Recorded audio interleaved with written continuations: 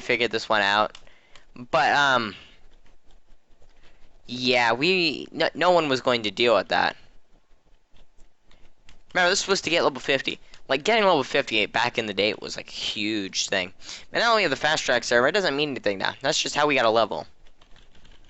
You gotta live in this fast track server. Great thing is, though, not all the people know about it, so you can pretty much get into it whenever you want. New people don't know. Remember, to get in the fast track server, you just come over here and you say go to, and then you'll have the, well, I'm on a fast track server, but you'll go to standard or the fast track server. So there's how you get there. And Aion was back in the day. It was just fun. The community was together. PvE. I mean, we used to level through like dungeons. Now, aside from leveling, there was some other issues with PvE. It was the famous thing called the RNG. In case you don't know, I still don't know what I'm doing over here. The RNG stands for Random Number Generator. Random number generator is the whole way that this game functions and holds together. Everything in the game has a certain chance of rolling on a certain number. If you have a 1% chance, then you're gonna have they're gonna have a die, a 100-sided die. You roll it, and anything besides that one number, you're not gonna get it. That's a simple way of thinking about it. You have a certain percent chance, and it's always random. That chance is not. What? Get off of me.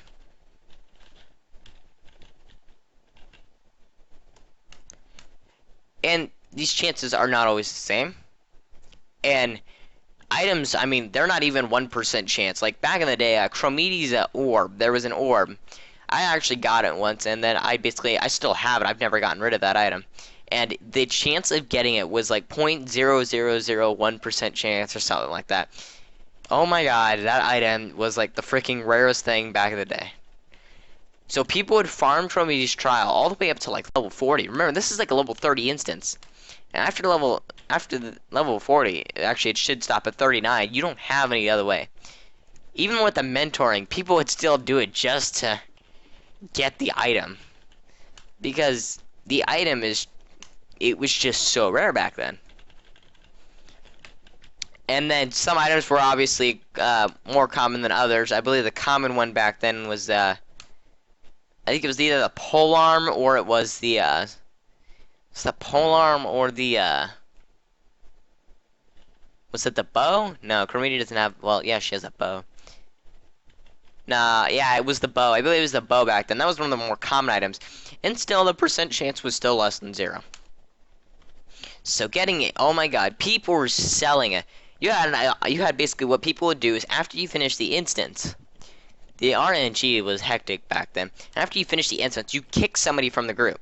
You then sell the item to a person. You basically give them a bid, then you invite them to the group. They go into the instance and loot the item from her corpse. And of course, they're going to pay you before that happens. And then after they pay you for that, they got the item. Now, these items were selling before the inflation kicked in. They were selling for an upwards amount of a, how much? How much were they? I believe that they were close to 30 million Kena. Now that was back when 30 million Kena actually was worth something.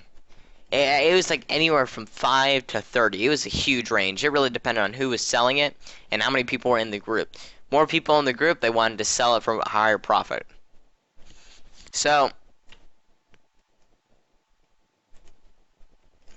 of course, they were selling it for high amounts, and people still bought it for that amount because the item was so rare and was so powerful.